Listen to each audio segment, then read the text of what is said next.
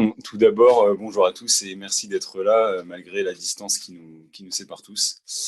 Donc, nous vivons une situation angoissante, inédite, historique même, qui suscite bien des questions et des inquiétudes. Comment est née cette pandémie et cette crise sanitaire? Pouvait-on la prévoir? Quelles en seront les conséquences et a-t-on raison d'avoir peur? On va essayer de répondre un peu à tout ou partie de ces questions. Ouais, il faut cependant avoir en tête que les informations dont nous disposons sont que partielles, bien que foisonnantes. Difficile de faire le tri parfois. Il faudra attendre la fin de l'épidémie pour avoir la réponse à toutes les interrogations que l'on a sur ce virus. Malheureusement, la science n'avance pas à la même vitesse que l'épidémie. Donc pour commencer, parlons un peu du virus auquel nous avons affaire. Donc le virus SARS-CoV-2, puisque c'est comme ça qu'il est désormais dénommé. C'est un virus de la famille des coronavirus, qui doivent leur nom à leur forme en forme de couronne. Et donc, pour être plus clair, dans la suite, j'emploierai indifféremment coronavirus pour le virus actuel, pour simplifier. Donc, ce sont des virus qui affectent principalement le système respiratoire et dans certains cas plus graves peuvent atteindre le système nerveux et d'autres parties de l'organisme. Donc, pour faire simple, le mécanisme d'action de ce virus, c'est de pénétrer au sein des cellules et d'en perturber le fonctionnement. Mais alors, pourquoi ce coronavirus inquiète-t-il tant? Alors, deux caractéristiques sont à prendre en compte ici. Son taux de mortalité et la vitesse à laquelle il peut se propager. Premièrement, on estime que chaque personne infectée par le coronavirus va transmettre elle-même le virus à en moyenne 2 ou 3 personnes, ce qui est relativement élevé. Pour donner un élément de comparaison, c'est un chiffre équivalent à la grippe espagnole qui a suivi la Première Guerre mondiale et dont on estime le nombre de victimes entre 20 et 50 millions de morts. Donc voilà. Un autre facteur qui va jouer en faveur de la propagation du virus, c'est son temps d'incubation, qui est relativement long, qui peut aller jusqu'à 2 semaines. Donc, le temps d'incubation, c'est le temps pendant lequel une personne infectée, donc porteuse du virus, ne développera pas de symptômes et ne se rendra donc pas forcément compte qu'elle est porteuse du virus, à moins de subir un test de dépistage. Donc, cette période d'incubation est donc particulièrement critique pour la propagation du virus, car on ne se rend pas compte que l'on est porteur, et on peut pourtant contribuer à propager la maladie. En plus de ça, un certain nombre de personnes ne développeront tout simplement aucun symptôme, donc on parle de porteurs sains, mais pourront eux aussi contribuer à la propagation du virus. Mais qu'est-ce qui fait que ce virus euh, est plus qu'une grosse grippe, comme on peut l'entendre parfois? C'est plus qu'une simple grippe. Donc la deuxième caractéristique qui explique la dangerosité du coronavirus, c'est son taux de mortalité. Alors, il est encore trop tôt pour donner les chiffres définitifs, mais on estime pour le moment qu'il se situe entre 3 et 4%. Là encore, c'est un chiffre comparable à celui de la grippe espagnole de 1918. Donc on est certes loin des chiffres affolants de la peste ou d'Ebola, par exemple. Pour ces maladies, on atteint plusieurs dizaines de pourcents. Mais à l'opposé, on est quand même aussi bien loin des 0,1% de la grippe saisonnière. On est quand même à 30 à 40 fois plus mortel que la grippe saisonnière. Donc, là encore, il faut nuancer tous ces chiffres, puisque on constate une très grande disparité selon les pays. En Italie et en Iran, on est presque à 10% du taux de mortalité. En France, plutôt 5%, et au Japon, entre guillemets, seulement 1%. Et là encore, ces chiffres sont à prendre avec énormément de pincettes, puisqu'ils ne sont calculés que par rapport aux cas effectivement détectés, et que dans bien des endroits, on ne dépiste pas de manière systématique. Ça dépend donc des politiques de dépistage mises en place. Ce chiffre dépend aussi énormément de l'état des systèmes de santé dans les différents pays, comme nous le verrons plus tard. Pour faire vite, un pays avec un meilleur système de santé, avec plus de lits disponibles par exemple, pourra mieux et plus prendre en charge de malades et ainsi faire baisser de manière significative ce taux de mortalité. Mais tout ça pour dire que non, ce n'est pas une simple grippe. Un chiffre que certains avancent est même que jusqu'à 60% de la population mondiale pourrait être infectée. Donc faites le calcul, cela risque tout de même de se chiffrer en millions de morts si rien n'est fait et si aucune mesure efficace n'est prise. Une autre source d'inquiétude est la capacité à muter rapidement de ce type d'organisme. Donc le coronavirus, c'est un organisme très simple avec un un code génétique qui se réduit à seulement 15 gènes, comparé aux 300 000 que compte l'être humain. Ce qui augmente fortement les chances qu'il a de muter et que donc il devienne potentiellement plus contagieux, plus virulent et plus résistant. Jusqu'à présent, seules des mutations bénignes ont été observées, mais cela demeure encore la source de nombreuses inconnues sur la trajectoire future de l'épidémie. Après ce petit tour de présentation du coronavirus, on peut alors se poser la question de son origine, de savoir comment de telles épidémies apparaissent, et de se demander si elles étaient prévisibles. Et on va voir que le lien avec la société capitaliste dans laquelle nous vivons n'est pas si loin. Donc cela fait un moment que les scientifiques alertent sur l'augmentation de la fréquence de telles épidémies. Rien que dans un passé récent, on pourra par exemple citer les épidémies de SRAS en 2003 et du MERS au Moyen-Orient en 2012. Toutes deux épidémies du coronavirus, dues à des coronavirus, ou bien encore l'épidémie d'Ebola en Afrique de l'Ouest en 2013-2015. Alors, où est le lien avec le capitalisme dans tout ça? Il a été montré que la pression de l'homme sur son environnement jouait un grand rôle dans l'apparition des épidémies et dans l'accélération de la transmission des maladies des animaux vers les êtres humains. Donc, les écosystèmes se réduisant, cela augmente les chances de transmission à l'homme. En effet, les populations animales porteuses de virus se retrouvent à la fois plus en contact avec les populations humaines et également entre elles sur des territoires de plus en plus réduits, augmentant par là la propagation des maladies entre elles. Ce lien a clairement été établi lors de la récente épidémie d'Ebola en Afrique. À noter que pour la plupart de ces animaux, ces virus ne sont pas dangereux, pour les animaux. Et il semblerait que le passage par des hôtes intermédiaires au sein d'élevages ultra concentrés et confinés favorise la transmission à l'homme et les mutations de ces souches virales.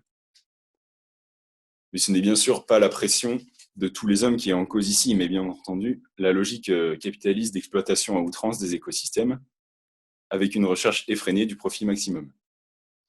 Les premières et principales victimes en sont bien entendu les plus pauvres. Attention cependant à ne pas surinterpréter ce qui vient d'être dit. On ne dit pas que le lien entre l'épidémie de coronavirus actuelle est elle-même due à la destruction de l'environnement et au capitalisme. Encore une fois, beaucoup d'inconnus demeurent sur cette épidémie et il y a bien sûr eu des épidémies sans capitalisme, mais les scientifiques alertent bien depuis un moment sur la multiplication et le caractère plus fréquent de ces épidémies pour les raisons qui viennent d'être évoquées. Pour faire un parallèle, tout comme un ouragan en particulier ne peut pas être attribué en lui-même au réchauffement climatique, le consensus scientifique prédit une hausse de la fréquence de tels phénomènes, ces événements. Alors bien sûr, on ne peut pas prédire quand une épidémie aura lieu, mais on peut limiter son risque d'apparition. Et surtout, il est évident que le capitalisme ne peut qu'accentuer les effets néfastes de telles épidémies. La dégradation à l'échelle mondiale des systèmes de santé, les coupes dans les budgets de la recherche.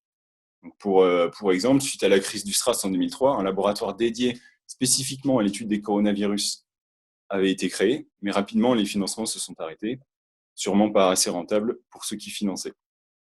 Donc c'est bien tout ça qui est responsable de la crise sanitaire en cours et qui l'accentue. Bon. Maintenant, donnons quelques chiffres tout de même de cette épidémie, pour avoir une vision un peu de l'ampleur du phénomène en cours. Encore une fois, les chiffres évoluent rapidement de jour en jour et il est parfois compliqué d'en tirer quelque chose, tellement ils sont nombreux et encore totalement parcellaires.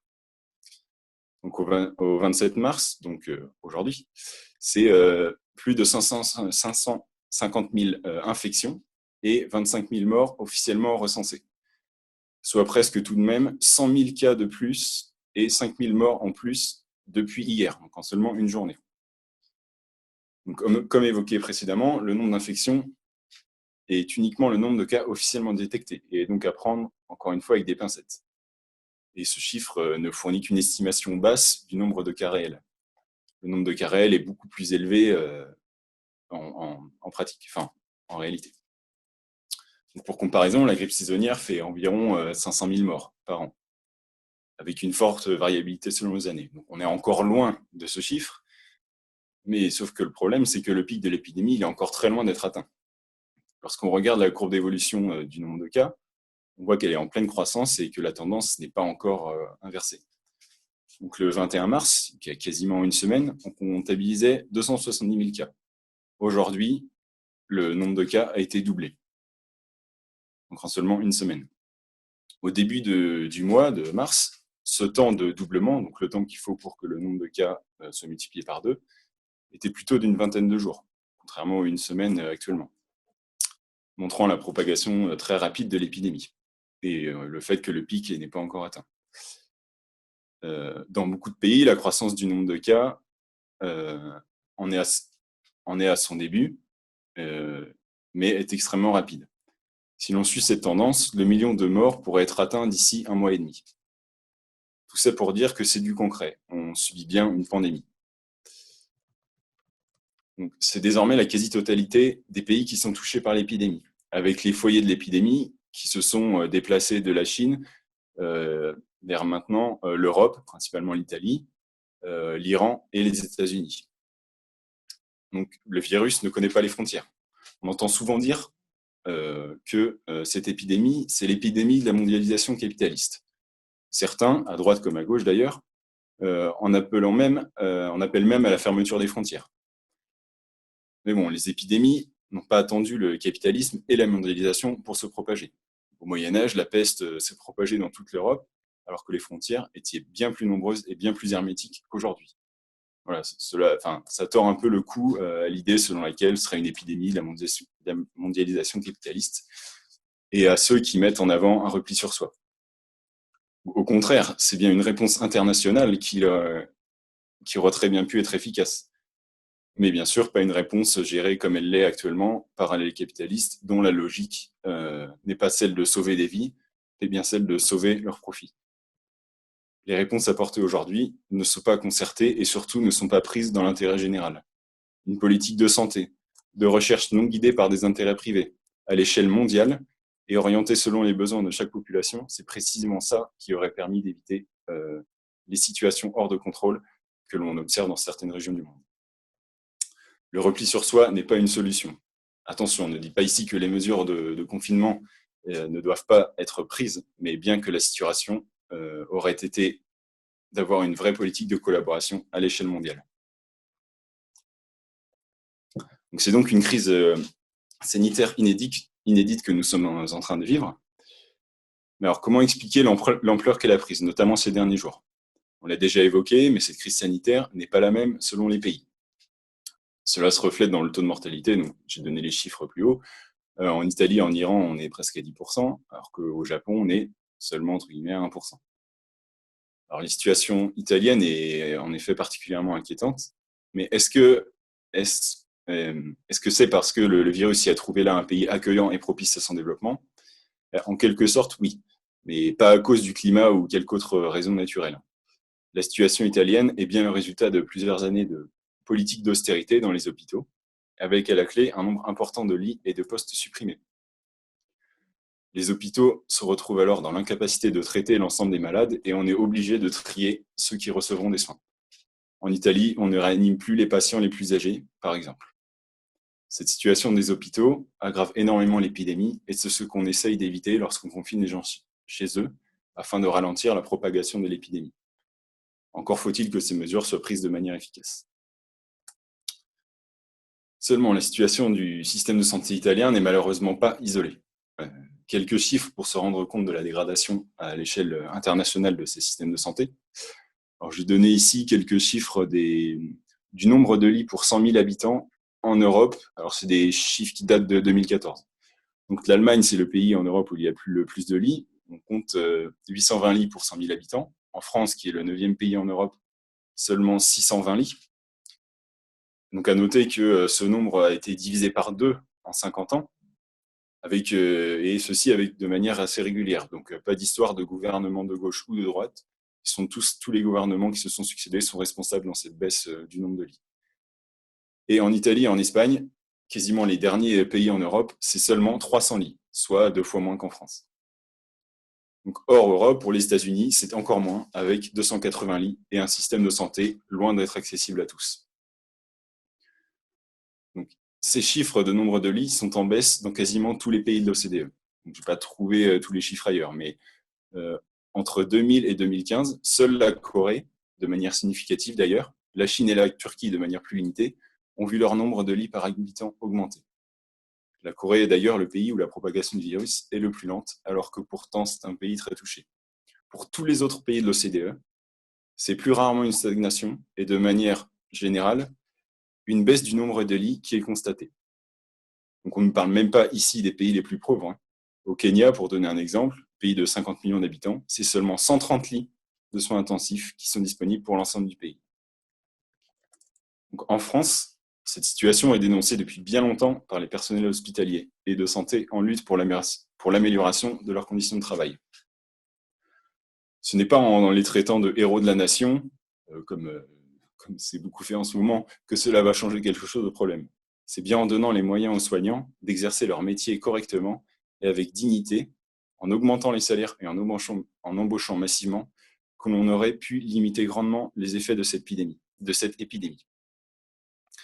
Ce n'est pas les 2 milliards d'euros annoncés par le gouvernement ces derniers jours, 2 milliards d'euros pour les hôpitaux, qui changeront cet état de fait. Il faut comparer ces 2 milliards aux baisses de budget faramineuses de la santé ces dernières années et aux quelques 300 milliards promis aux entreprises. Une paille donc. Mais bien sûr, ce n'est pas une logique d'amélioration des soins qu'avaient en tête tous les gouvernements qui se sont succédés, mais bien une logique de tirer un maximum de profit des hôpitaux, et tout ça sur le dos des plus pauvres. Donc, c'est bien lors de crises comme celle que nous vivons en ce moment que les inégalités de la société capitaliste sont les plus visibles. Et les mesures prises récemment par l'ensemble des gouvernements sont révélatrices des contradictions de ce système capitaliste. Désormais, c'est plus de 3 milliards de personnes qui sont théoriquement en confinement, à des degrés divers selon les pays. Souvent, les gouvernements n'appliquent pas pleinement les recommandations des scientifiques et des professionnels de santé. Et souvent, les consignes à appliquer restent relativement floues, notamment sur le fait de pouvoir aller travailler ou pas. On voit fleurir des doubles discours, notamment de la part du gouvernement français, du type rester confiné, mais aller bosser. Et bien sûr, c'est la classe ouvrière qui est en première ligne. Les caissières prennent des risques à aller bosser tous les jours, de même que les ouvriers sur les chaînes de montage de l'automobile et de l'aéronautique. On apprend donc que l'on a besoin d'avions et de voitures neuves pour combattre l'épidémie. Cerise sur le gâteau, on apprend que des stocks de masques et de matériel de protection ont été réquisitionnés par le patronat pour permettre aux ouvriers de faire tourner les usines, alors que les personnels soignants alertent sur le besoin en masques dans les hôpitaux. En effet, la priorité du gouvernement est ailleurs. Sauver le profit avant de sauver des vies. On apprend aussi dernièrement qu'on a besoin de travailleurs dans les exploitations agricoles pour remplacer les travailleurs étrangers qui travaillent habituellement et qui ne peuvent plus venir à cause de la fermeture des frontières. Donc, petite ironie de la situation quand on connaît la propagande anti-immigrés qui prétend que les immigrés seraient des parasites pour notre société. Aux États-Unis, c'est carrément un autre pari. Au Royaume-Uni, pardon, c'est carrément un autre pari qui a été évoqué. Les autorités défendaient le fait de ne pas stopper l'épidémie. La stratégie était donc de laisser se propager le virus et de développer ce qu'on appelle une immunité de groupe. En gros, à partir d'une certaine proportion de la population infectée, environ 60%, le virus cesse de lui-même de se propager. Mais bien sûr, cela se ferait nécessairement au prix de centaines de milliers de morts. Voilà le pari qu'étaient prêts à faire le gouvernement et la bourgeoisie britannique. Ils ont finalement changé d'avis et ordonné le confinement de la population, voyant la catastrophe arriver. Mais sûrement trop tard. Donc, au Brésil, Bolsonaro, lui, défend carrément le fait de ne pas confiner la population. Car de toute façon, selon ses dires, cela ne touche que les vieux, ce est bien entendu faux, et qu'il ne faut pas céder à l'hystérie des médias. Bolsonaro nage en plein complotisme et s'oppose aux États brésiliens d'opposition qui ont déjà mis en place des mesures de confinement. Aux États-Unis et en Allemagne, des États fédéraux, qui sont des États fédéraux, les mesures dépendent des différents États et ne sont donc absolument pas concertées. Dans tous les cas, c'est bien les plus pauvres qui trinquent en premier. Rien qu'en France, la Fondation Abbé Pierre estime que en ces temps de confinement, plus de 2 millions de personnes vivent dans un logement dégradé. Donc les femmes aussi sont des victimes de cette crise. Les caissières, donc majoritairement des femmes, doivent aller bosser tous les jours avec la boule au ventre. C'est aussi elles qui, dans une large majorité, assurent encore les tâches ménagères, sans compter les femmes confinées avec leurs compagnons violents. Donc, le petit chiffre, là, le ministère de l'Intérieur a annoncé hier une hausse de 32% des violences conjugales depuis le début du confinement. Les migrants aussi sont livrés à eux-mêmes, avec de très rares associations leur venant encore en aide. Toutes ces mesures s'accompagnent également de leur lot de répression. Le gouvernement a annoncé des mesures de contrôle afin de faire respecter les mesures de confinement. Le zèle de certains flics va même jusqu'à mettre des amendes à CSDF, en temps de confinement à domicile. Mais ne vous inquiétez pas, il n'y a pas de contrôle pour les patrons qui font travailler leurs employés et qui contribuent par là à la propagation du virus. Non, ces contrôles sont en majorité effectués dans les quartiers populaires et prétendent stigmatiser le comportement individuel de certains. Mais bien sûr, le comportement du gouvernement et de sa politique de destruction de l'hôpital, de soutien aux grands patrons en temps de crise, n'est absolument pas remis en cause. Donc nous vivons donc une situation inédite qui fera date dans l'histoire. 3 milliards d'êtres humains sont actuellement en confinement. C'est également le cas pour la moitié des élèves et des étudiants dans le monde. D'une certaine manière, cela unit les individus, contrairement à la bourgeoisie qui, elle, prône un repli sur soi. Cette situation va forcément changer beaucoup de choses et nécessairement redistribuer les cartes. Beaucoup de choses nous attendent au sortir de cette crise, beaucoup d'inconnus aussi, et il faudra s'y préparer. On nous prédit une hausse du chômage, une crise financière et toutes les mesures d'austérité anti-ouvrières qui vont avec.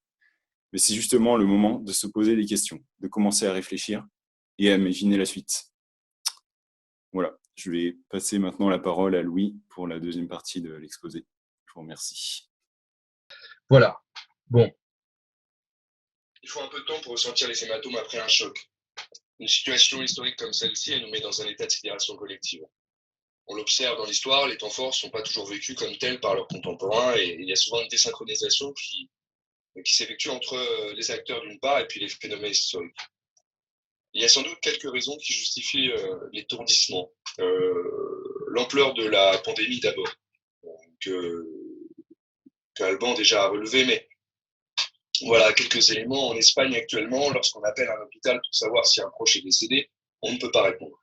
L'armée est déjà appelée à prendre en charge les corps. Donc il y a un enjeu politique lié au recensement, avec de nombreux cas qui ne sont pas relevés, tout comme les décès liés à la maladie qui ne sont pas toujours détectés. Jérôme Salomon, directeur général de la santé, reconnaît « On sait que les décès à l'hôpital ne représentent qu'une faible part de la mortalité. » Donc, comme c'est décrit par exemple dans La peste de Camus, qui étudie cliniquement l'épidémie, on compte les premiers morts, mais vite dépassé par l'ampleur de la pandémie, on arrête de le faire. On pense évidemment aussi à l'Iran, dont le bilan est sujet à caution d'après le régime. Effectivement, la diffusion du virus serait linéaire alors qu'aucune mesure de confinement n'a été prise, ce qui semble peu plausible. La pandémie, elle n'a pas que des conséquences sanitaires déplorables. Elle annonce aussi un séisme économique dont les symptômes sont déjà observables. Bruno Le Maire n'hésite d'ailleurs plus à comparer la crise de 2020 à celle de 1929. Bon, cette comparaison, elle a son utilité. Hein. C'est quand même l'archétype de l'effondrement financier 1929 avec la récession et les vagues de licenciements. Ça fait appel quand même à un imaginaire collectif et qui permet de préparer en fait les travailleurs aux sacrifices à venir aussi. De même que le champ lexical martial employé par le gouvernement permet de mettre au pas. Nous sommes en guerre, a répété plusieurs fois Emmanuel Macron, et qui faisait son intervention il y a 2 jours pour lancer l'opération Résilience, voilà, devant des tentes militaires, dans le feu de l'action, au milieu du bruit des hélicoptères, enfin bref. Il y a une mise en scène qui participe aussi de ce climat anxiogène et martial. Actuellement à Nantes, on peut être accosté à la sortie de chez soi pour être embauché sur le champ de presse. Certaines grandes surfaces dépourvues de main-d'œuvre recrutent jusque dans la rue des caissiers. Chez Leclerc, les employés des rayons culturels étaient réquisitionnés dans un premier temps, mais les salariés trop nombreux s'entassaient dans les rayons et ne savaient pas quoi faire.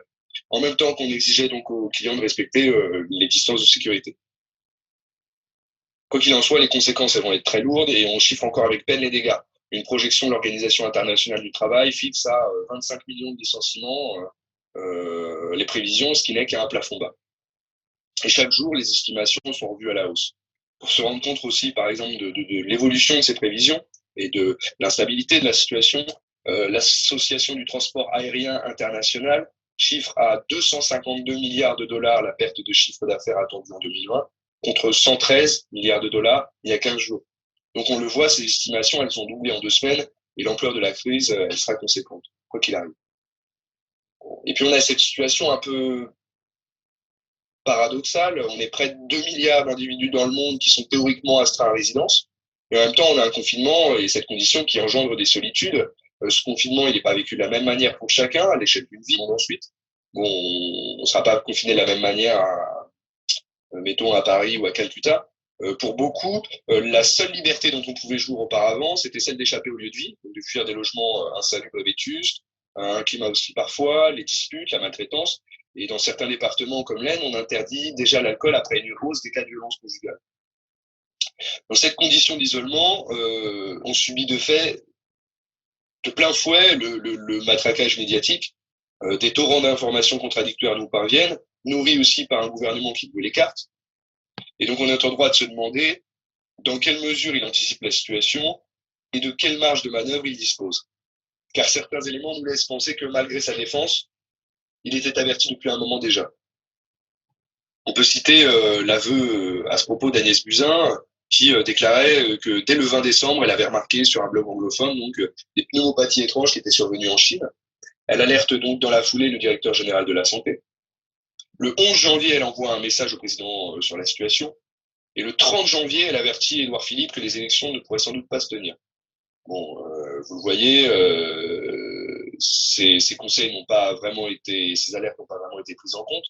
Il y a déjà plus de 3 mois que les tenants du pouvoir sont prévenus, mais pourtant le gouvernement persistait. Macron allait au théâtre en pleine crise. Lorsque le lendemain, ses ministres décriaient les attitudes irresponsables des individus qui sortaient au cinéma, et puis les municipales eurent tout le même lieu. Donc rien n'a de sens dans la politique sanitaire du gouvernement. La sphère financière, elle nous éclaire à plus d'un titre également, parce qu'elle indique l'effondrement avant que nous sentions les secousses. À partir du 20 février, avec la chute du CAC 40, des patrons y rachètent soudainement et pour leur compte personnel les actions massacrées de leur société. Bon, un exemple qui est paru dans le Canard enchaîné, la valeur de l'action de LVMH a baissé de près de 30% depuis le 1er janvier. Et Bernard Arnault, il s'est empressé de racheter quelques 160 000 actions au cours de 350 € avec ses sociétés personnelles, soit 25 fois moins cher que leur valeur avant la crise. Donc on voit bien ici que le malheur des uns, il fait le profit des autres. Des exemples encore très cyniques américains, où on voit par exemple une sénatrice américaine, Kelly Loeffler, qui le 24 janvier liquide un bon nombre d'actions en empochant par là même plusieurs millions. Bon, jusqu'à maintenant on se dit rien d'anormal, c'est la bourgeoisie qui fait ses affaires, sauf que le jour même, elle assistait à une réunion avec les plus grands spécialistes en matière de santé publique aux États-Unis, et elle tweet dans la foulée merci pour le compte-rendu concernant l'apparition du nouveau coronavirus. Ces hommes et femmes travaillent jour et nuit pour garder notre pays en sécurité et en bonne santé. Donc on voit aussi tout le cynisme du coup de ces dirigeants qui savaient et qui, malgré ça, n'ont pas prévenu, plus encore, ont fait de l'argent là-dessus. Richard Burr, sénateur américain, il vend 1,7 million de dollars d'actions, notamment dans certains secteurs qui compteront parmi les plus touchés par la crise, à savoir l'hôtellerie et la restauration. Donc c'est un sénateur républicain, proche de Trump, qui lui-même a longtemps nié la pandémie. C'est important de le noter parce qu'en fait, on le voit dans tous ces cas, c'est le décalage entre leur discours, leur propagande, et puis leurs gestes et leurs politiques qui les trahissent toujours. Et on retrouve en réalité ces paradoxes dans la propagande officielle et les mesures adoptées, ce qui participe aussi donc de cet étourdissement dont on parlait tout à l'heure. Il faut rester confiné parce que la situation est grave, message de santé publique. Mais en contrepoint, les pressions patronales s'accentuent pour maintenir la production, que l'État relaie, soutient aussi et ne condamne pas. On s'en occupe, il faut continuer à aller travailler, la production elle n'attend pas. Donc on pense à de nombreuses boîtes qui ont déjà leurs salariés sur l'avenir, les samedis de rattrapage, qu'il faudra serrer la ceinture, qu'il faudra redoubler d'efforts. On invoque le patriotisme de l'entreprise alors que ce sont les travailleurs qui doivent payer. On singe la grande famille alors que ceux qui ont tout à perdre encore une fois et qui produisent, ce sont toujours les travailleurs. Et donc en diverses places, c'est la grève ou le droit de retrait qui ont fait fermer des boîtes. Pour beaucoup encore, malheureusement, les intérimaires par exemple, on ne peut pas user de ces armes pour se défendre à cause du statut précaire.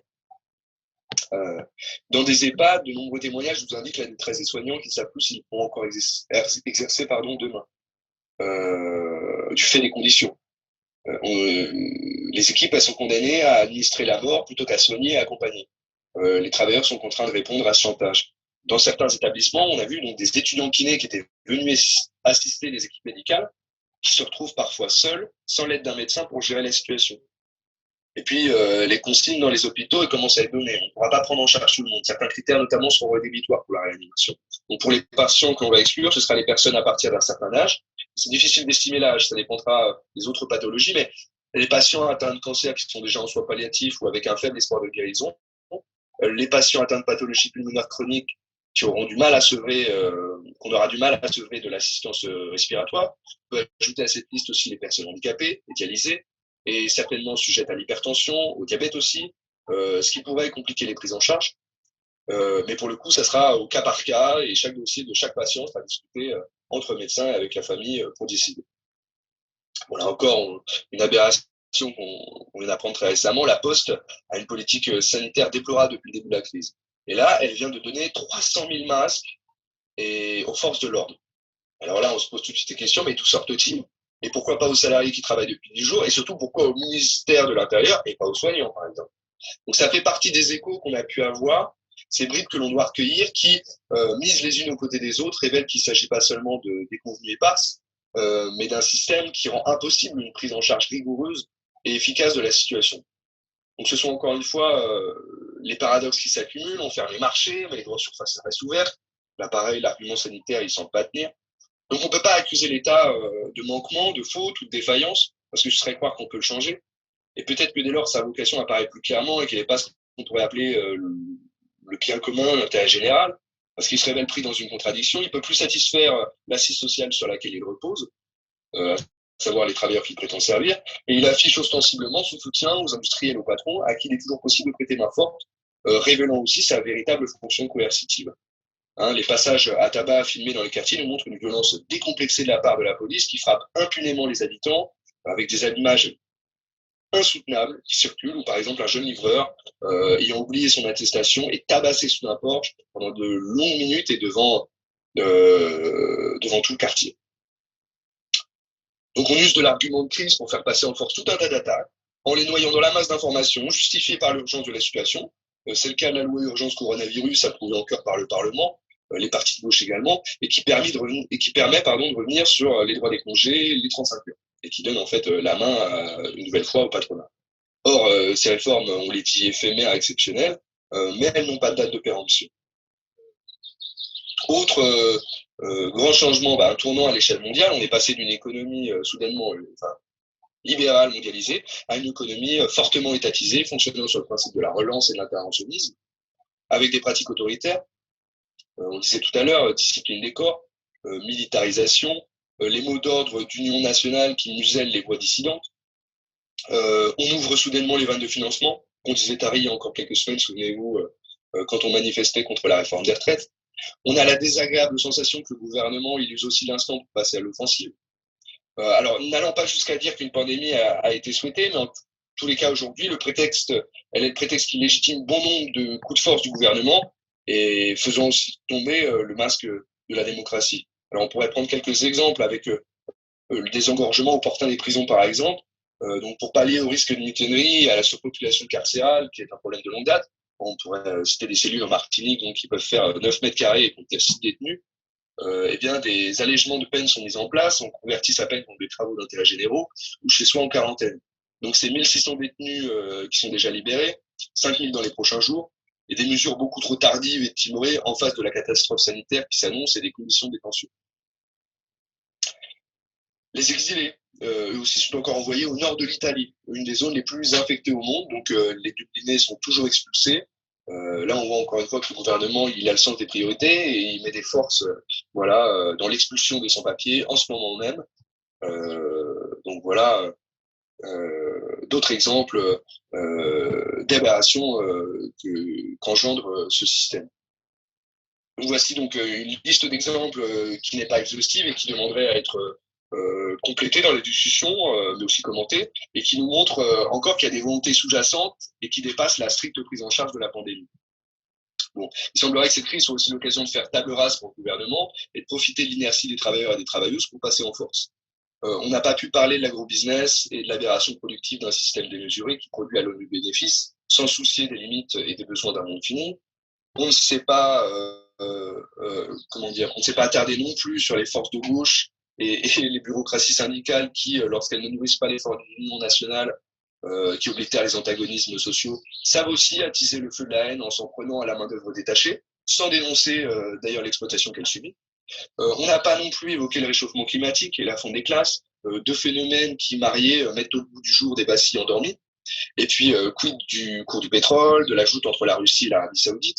On pourrait aussi se poser la question de comment l'Afrique va faire face donc à la catastrophe sanitaire qui s'annonce. Enfin, nous tâtonnons et beaucoup de points restent à éclaircir.